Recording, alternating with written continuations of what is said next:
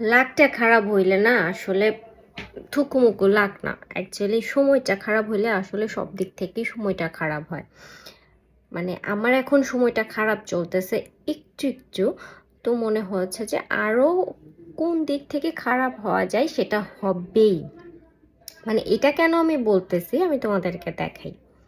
এই যে মোবাইল স্ট্যান্ডটা নিয়ে বসলাম যে কিছু ভিডিও করব।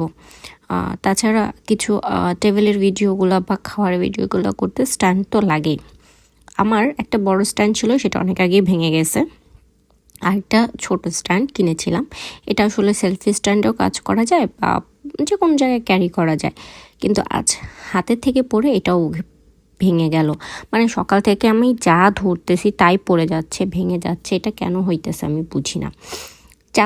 চালের একটা ছেনিতে রাখা ছিল, ওটাও আমি সরাতে গিয়ে এতগুলা চাল ফেলে দিছি। ভাগ্যিস এখন আম্মু দেখেন ওটা আমি পরিষ্কার করে ফেলছি। নাও, ভাবছিলাম স্ট্যান্ডটা পুরোপুরি বাতিল হয়ে গেছে, হাতে এখন টাকা পয়সাও নেই, খুবই গরিব, কিভাবে স্ট্যান্ড কিনবো। তাই অনেক কষ্টে স্ট্যান্ডটা জোড়া দিলাম। দিয়ে ভাবছিলাম লাইটটা বোধহয় স্ট্যান্ডের আর জ্বলবে না। যদিও এই লাইটটা কোনো কাজে লাগে না, তবুও একটা সুন্দর আছে না, লাইটটা নষ্ট হয়ে গেলে। স্ট্যান্ডে কিন্তু একটা ব্লুটুথ আছে। মনটা ভীষণ খারাপ। খারাপ মন নিয়ে ভাবছি কী করে মন ভালো করা যায়, কারণ আমার তো আর মন ভালো করার মানুষ নেই। কে আমার মনটা ভালো করবে? তাই ভাবলাম ক্লে নিয়ে বসে গেলাম, একটা স্মাইলি বল বানাবো। সেটা দেখে দেখে যদি আমার মনটা একটু ভালো হয়। প্রথমে বানাতে চেয়েছিলাম একটা শিউলি ফুল, কিন্তু অনেকবার চেষ্টা করার পরও হয়নি, কারণ এটা তো আমার সাথে স্বভাব। আমি যখন যেটা চাই সেটা সেই মুহূর্তে হয় না, এটা পরবর্তীতে যে হয়। তাই ভাবলাম যে এবারে স্মাইলি বলই বানাবো। আমি এখন ভিডিও করতে করতে, মানে এডিট করতে করতে দেখতেছি যে আমার মুখটা খুবই গোমরা হয়ে আছে। আসলে তখন মুখ গোমরা হওয়ার মতোই অবস্থা আমার ছিল, এই জন্য। কিন্তু একটু এত গোমরা করেছিলাম কেন সেটাই বুঝতে পারছি না। তো আমি এখন স্মাইলের বলের এইটা মাথাটা বানাচ্ছিলাম।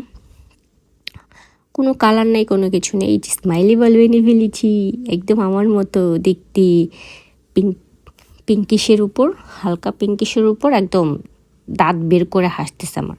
এখন ভাবতেছি স্মাইলি বলটাকে একটা ফুলের উপরে রাখবো। এখন ফুলের পাতা তৈরি করতে হবে। এই যে ফুলের পাতা তো না, যেন আরও কিছু কবে যে আমার মাথায় একটু বুদ্ধি শুদ্ধি হবে। কাপড়ের উপরে ফুলের পাতা তৈরি করছি, এই যে পাতা লেগে অর্ধেক পাতা কাপড়ে অর্ধেক পাতা আমার হাতে।